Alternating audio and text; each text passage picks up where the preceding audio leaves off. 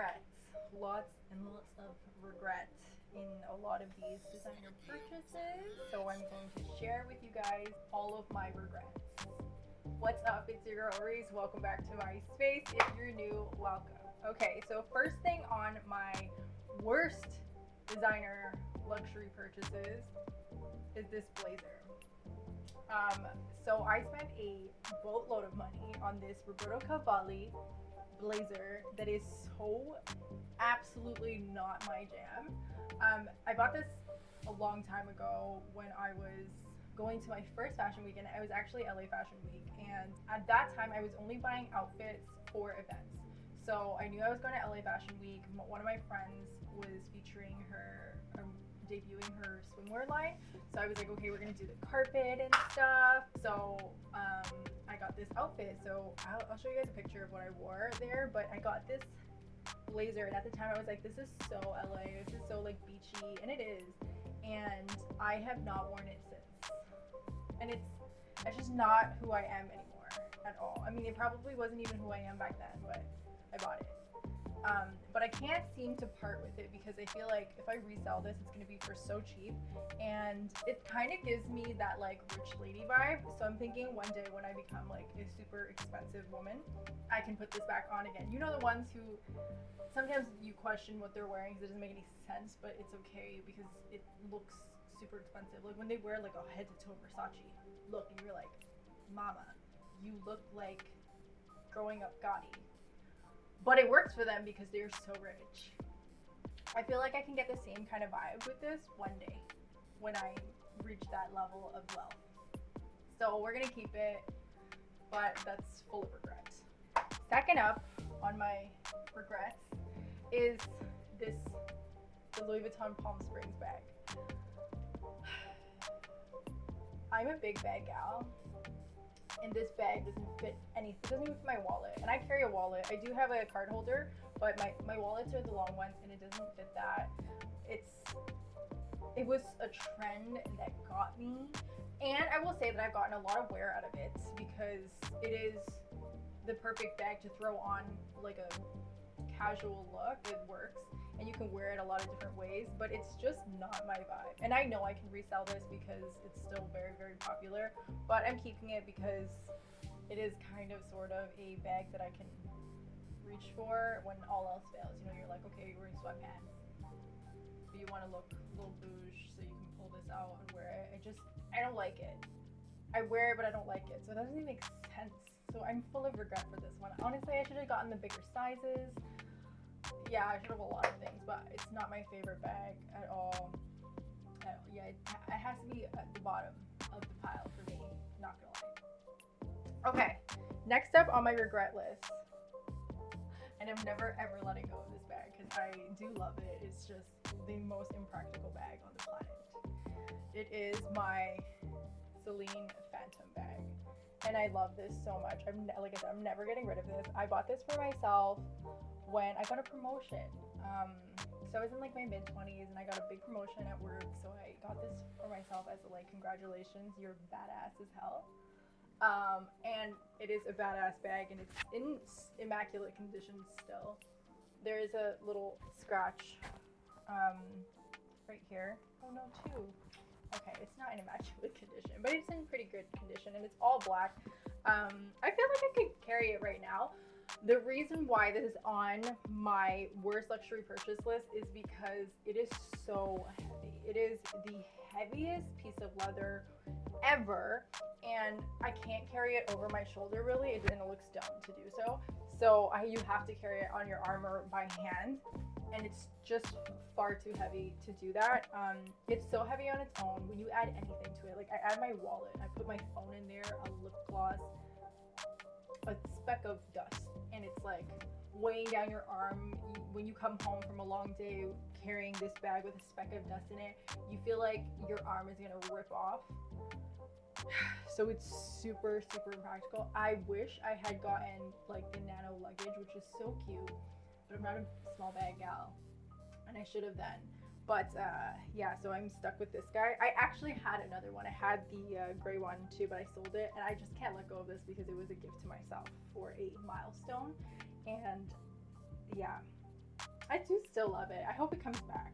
I hope somehow Celine or big handbags come back and the Celine era comes back. Like, I'm into it. That era was fun. Like the Isabel Marant platform sneaker thing. All the girls were wearing that. All the girls had a Phantom luggage or a Phantom or a luggage, and I was one of the girls. But now I have this massive piece of leather that I don't use at all. And also, it's a great travel bag. Like this baby on your Rimowa carry-on, like sitting on top of your Rimowa carry-on, looks phenomenal. Now I guess it's the Dior book tote. But yeah, regret. So much regrets. No regrets. Okay, moving on from handbags. Those are my only regretful handbags. I'm going into shoes. Okay, so first and foremost, and I'm a glutton for punishment because I have these in so many different colors. It's terrible. The Louboutin Suitcase. These are little devils wrapped around your feet. That is the best explanation for them. They are so uncomfortable. I can't sit in them. If I'm sitting down and I'm wearing these, I don't know what it is. Maybe it's like the pressure. It feels like it's just squeezing my foot more and more. But I want to die, so I have to kind of like kick them off my foot and fake wear them. If I'm standing in them, I'm not dying. So I used to wear these, and that's why I have so many of them. I used to wear these to the club and dance all night with my friends. I mean, I'd have to be pretty drunk, but for what reason did I want to put myself through this pain and torture? Because beauty is pain, and I thought these were so badass. But you know what? Even though these are on my regret list, I'm so glad that I bit the bullet on these Suitcase instead of like the daffodil Louboutins, because that was not a good look. Like, you can still pull this out. Like, I still do wear this once in a while, or these once in a while for like events, weddings and stuff, because it's a beautiful shoe. It makes your foot look so good. It elongates you. It's the sexy shoe, so you can still wear it. So I'm so glad that of all the Louboutins, this was the one that I OD'd on, which was still terrible, but not the daffodil. That was a horrendous shoe. Horrendous. So yeah, this is definitely on my worst luxury. In every single color I have, the worst. Okay, up next is, I don't even know what these are called. And I need to tell you a thing. When I like something, I buy it in so many different colors. So I actually have this in black and white. So these are the Balmain, I don't even know what they're called.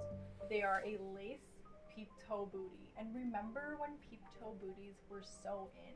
And it looked good. I won't even say that this didn't look good. You wear this and you wear like an oversized shirt dress, like a button up collared dress, and wore some booties, or like the wide harem pants with the peep toe booties. Like, it was such a thing, and this is the only time I will ever wear a boot or a peep toe is in a boot. I hate peep toe shoes otherwise. But yeah, I was obsessed with them, and I was like, oh my gosh, these are Balmain, and they're lace, and so I really liked lace. I was really into the peep toe. I love boots. Like, I boots over everything for me for shoes, and so I bought this in white and in black. So now they're just sitting on my shelf. And one thing about me is I will never sell a shoe. Ever. Like, unless I bought a size that genuinely doesn't fit me, and I'm like, okay, why did you do this? Sometimes I do that. I'm like, oh, you know, you could fit into a 7.5 because it runs big, and it doesn't. I'm just trying to convince myself of stuff that doesn't exist so that I have them and I sell them. But otherwise, I won't sell a shoe because I feel like fashion is full circle, and eventually it'll come back and I can pull it out. And my family wasn't one of those families who passed down like clothing and designer shoes or bags for me. A couple things, but I hope if I have a daughter one day, I can pass it down to her.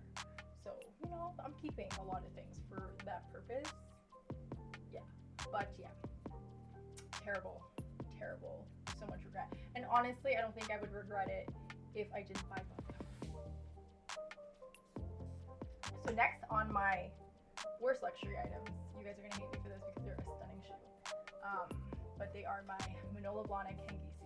And yeah, I bought these shoes for my wedding. I wore them for my wedding, and I only hate them because I got them in the whites. And at the time, Manolo Blahnik had them in all the colors and the white, but they didn't have this beautiful champagne color with like darker crystals, like a more warmer crystal. I'll post a picture. Had they had that one, I would have bought that and worn it for my wedding, but instead I bought the white ones, and it's a silker satin finish, and I got them a little bit dirty, and it shows. And this is why I hate them so much, because it shows. I'm not sure if you can get them cleaned. I probably should take it somewhere to see if it can get cleaned properly, because I tried to scrub a little bit and it just made it bigger. So they've really been sitting on my shelf since my wedding. So regret, because these are expensive. So expensive. Yeah. So much regret. I wish I got them in a different color. Yeah. Sad life. Okay, next up on my list is something I don't have right now because I sold it, but it is the Gucci belt. And I only bought it in this small size, which I'm happy about, but that was definitely another trend that I was coerced into from Instagram. Everybody and their mother had it, so I was like, I think I need one. And I ended up getting the small size. I wore it a handful of times, but I'm not a big belt girl. Like, if I wear a belt, it's for a statement piece, and that was just kind of like gaudy. I don't know if I'll ever be in a space where I think logo belts are cute. It's just not for me. So that was obviously a moment of weakness, and I don't know why I bought it. Peer pressure from Instagram. But yeah, that was definitely sits up there in top worst luxury purchases. And last up on my worst luxury purchases, it's not even something I really regret because it was so cheap. But if you guys watched my sale haul video for my winter sale haul, I bought this Saint Laurent hat for $100, and I'm pretty sure they priced it wrong because it was like a $2,000 hat. But this is the hat. See, it still has the tag on it. I haven't worn it at all, but it's this stunning red hat by Saint Laurent, and it has the gold detailing up here. It is just so red. So I don't know how to wear it. I think I've had it for over a year now, and I haven't pulled it out of the box to figure it out yet. Hopefully I do soon. But again, I probably won't ever sell this because one, such a good deal. Two, I can pass it down to a child I maybe will have one day. Who knows? I don't know. Maybe I'll wear it this fall. Maybe I'll find the perfect outfit for this. But it's just sitting there, not doing anything, not collecting dust. The box is collecting dust. But there's no reason for it, so I'm gonna put it in my worst luxury purchases list because I haven't tried it or touched it or reached for it once. But maybe it'll change once I figure out how to wear it one day. Oh my god, ow. And I was so excited about it because it was like Serge Ibaka. And we like Serge Ibaka, so I was excited. I was like, oh, who wears a hat like this except for Serge? Me now, but not really me because I haven't worn it. Yeah, so anyways, that's it for me. I hope you guys enjoyed the video. If you did, don't forget to give me a thumbs up, and I will be doing my best luxury purchases sooner than later. See you guys next